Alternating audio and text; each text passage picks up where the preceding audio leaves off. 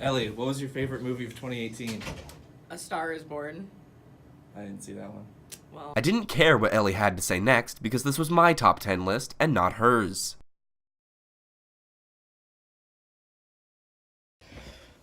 Okay, so me and my roommates have been renting this house for 6 months, and we never found... Hold on. Regular mirror, right? Wrong. Look at this fucking room. It's a whole room!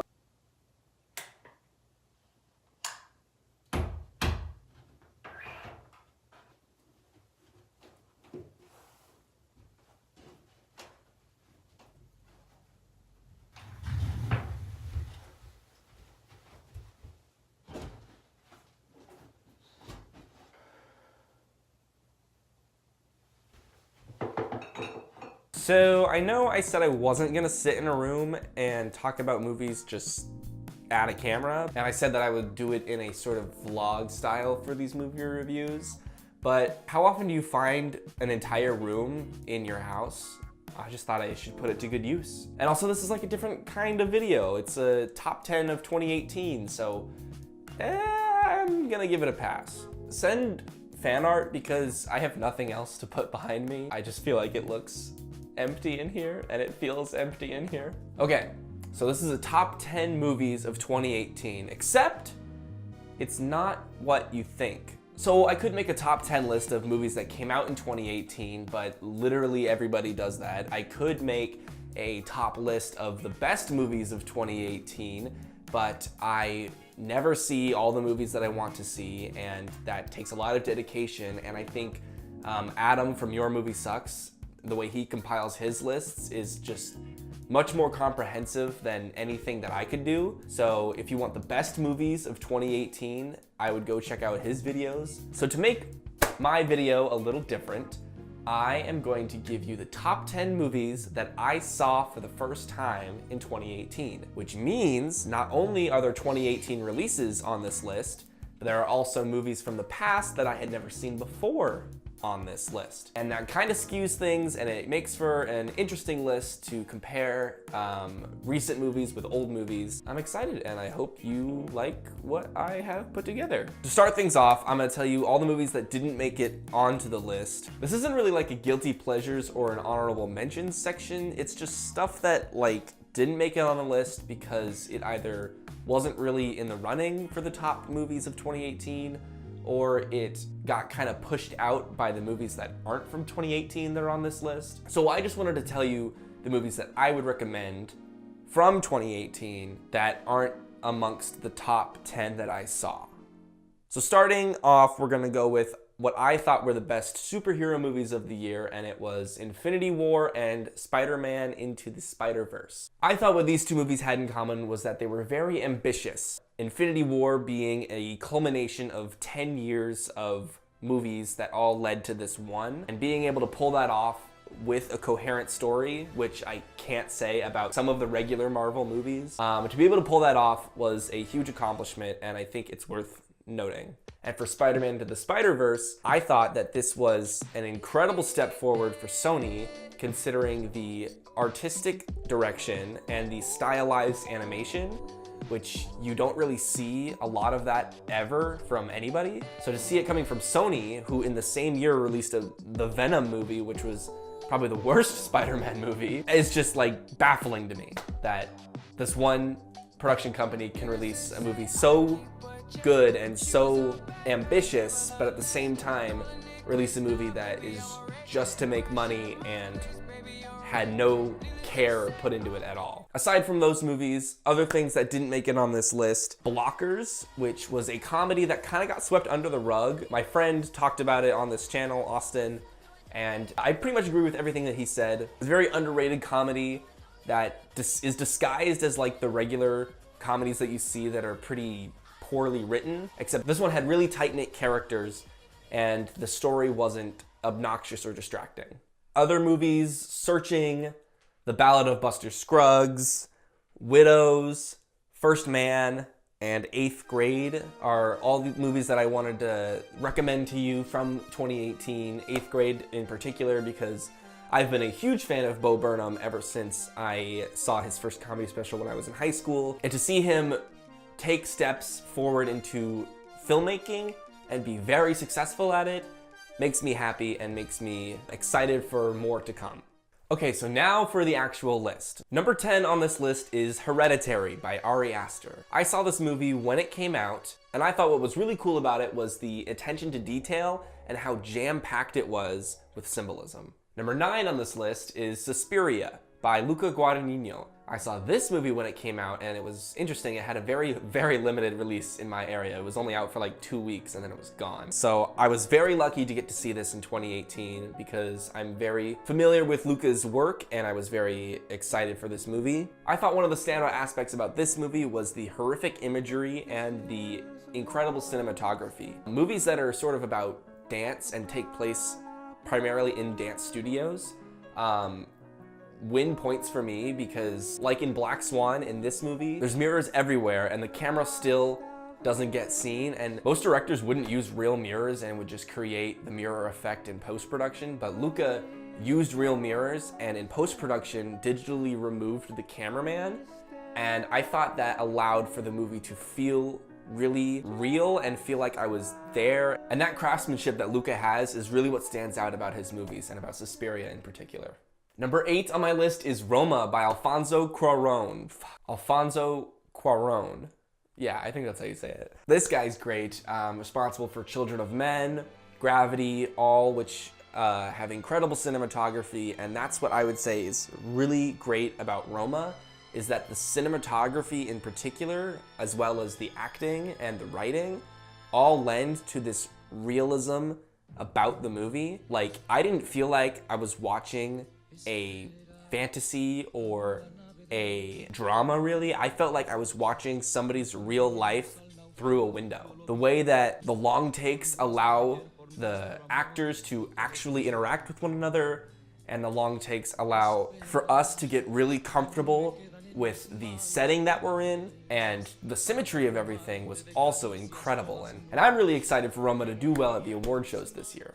Number 7 on my list, and the first movie that actually didn't come out in 2018, was The Killing of a Sacred Deer by Yorgos Lanthimos. I saw pretty much most of this guy's movies this year, and they're all outstanding. The Killing of a Sacred Deer in particular was really great at proving that any story can be an outstanding movie. That's why I don't focus so heavily in my reviews on just what happens in the plot and whether or not the sequence of events is easy to follow, because that is so much just one aspect of a movie.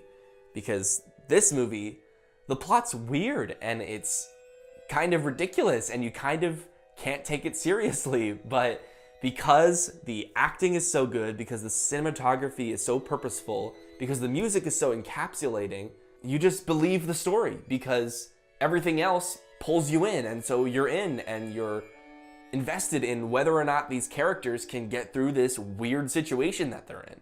Number 6 on my list is Isle of Dogs by Wes Anderson. This movie was so much fun to watch. I've seen a few other of Wes Anderson's movies. I have not seen Fantastic Mr. Fox, but I've heard that people call this one a more refined version of Fantastic Mr. Fox, and I think what was great about this movie was that it was a perfect combination of animation and Wes Anderson's style. His sort of over-the-top symmetry and use of insane color palettes and physical and visual humor all get amplified tenfold because of the animation style and the claymation that they use. And I honestly think that Wes Anderson has found his perfect niche in making these sort of stop-motion claymation movies. Number 5 on my list is Good Time by the Safdie brothers, Benny and Josh? Yes, Benny and Josh. I thought the number one takeaway from this movie was that from the beginning, the intensity ramps up. It's not like it plateaus or it dips and comes back and is very disorienting.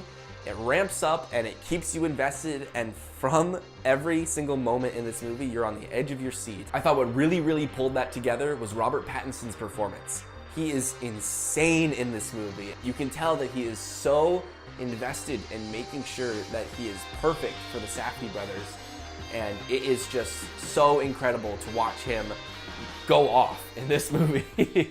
Number 4 on this list is a personal favorite of mine from last year, Call Me By Your Name by Luca Guadagnino. I personally think this is Luca's best film, although I haven't seen A Bigger Splash. I thought Luca did an amazing job of creating this dreamlike atmosphere through the setting of an endless, perfect summer. And I thought what really came out about this movie was how he was able to blend Elio's fantasies and the reality of the actual events that happen seamlessly between one another to create this sort of imaginary perfect relationship and this imaginary perfect coming of age experience. We're now down to the top 3 on the list, and number 3 is The Favorite by, once again, Yorgos Lanthimos. This was probably the most fun I had while watching a movie that came out in 2018. This movie's funny, it's sad and endearing, and I think this was the most well-written film of 2018. And on top of that, I thought that all of the leading women gave outstanding performances. Emma Stone, Olivia Colman, Rachel Weisz. If you have not seen The Favorite yet this year, I recommend go and see it because it is awesome. Number 2 on my list is kind of one that I'm a little bit cheating on, but number 2 is Schindler's List by Steven Spielberg. So let me explain how I'm kind of cheating on this part. I saw the first 2 hours of this movie like a couple years ago, but I was watching it at like 4 in the morning or something, and so I fell asleep, and I didn't actually ever finish the movie until a couple months ago in 2018. I watched the last hour of the movie. I would say that counts as me seeing the movie in 2018 because anyway, Schindler's List was such an incredible film. 3 hours long, but if it wasn't that long, I think it would be doing the story of the Holocaust a disservice. And this movie, I think what makes it so historically important is how it showcased the brutality of what went down during the Holocaust and what the Nazis were actually like and how they actually treated the Jewish imprisoned people. I think that it's important to remember that this movie came out in 1993, which at that point in history, we're 2 generations removed from the end of World War II. And I feel like a lot of people growing up and a lot of people that were seeing movies in 1993 hadn't lived during World War II. And that's what makes this movie so important, is that it allows us to remember exactly how horrible the Nazis were. And it does so in an elegant and cinematic and just absolutely breathtaking way over the entire 3-hour runtime. All right, we're here. The number 1 movie that I saw in 2018 is The Lobster by Yorgos Lanthimos, once again. Yeah, I watched 3 of his movies for the first time this year, and I had never seen anything he'd made before that, and I am just like in love with this director. He is so good, and The Lobster in particular, every single thing about this movie hit perfectly. There was nothing that missed a beat. The delivery of the lines and that sort of deadpan monotone voice enhances the themes of the movie, as well as the humor and how that contrasts the dystopian world that they sort of live in.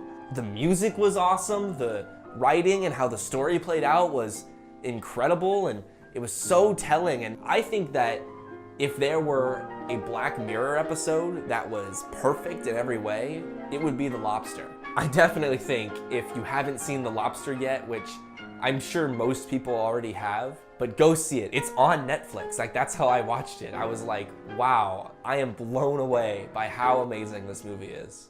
All right, that's it. My top 10 list of movies that I saw in 2018, not necessarily things that came out in 2018. I think this is a fun way to do a top 10 list. You know, I don't really see a lot of people trying to come up with new ways to make their lists stand out from everyone else's. I'm probably gonna do this for every year here on out, and what's great is that what's restricting about the list is the time frame instead of the amount of movies. I limit the contenders to any of the movies that I saw in whatever year that I'm making the list for. And so I think that's a cool way to look at how movies from the past and how movies of today can sort of compare to one another. Okay, coolio. I'm gonna have fun in this brand new room that nobody in my house has utilized for the past 6 months because we didn't know about it. So have a good day.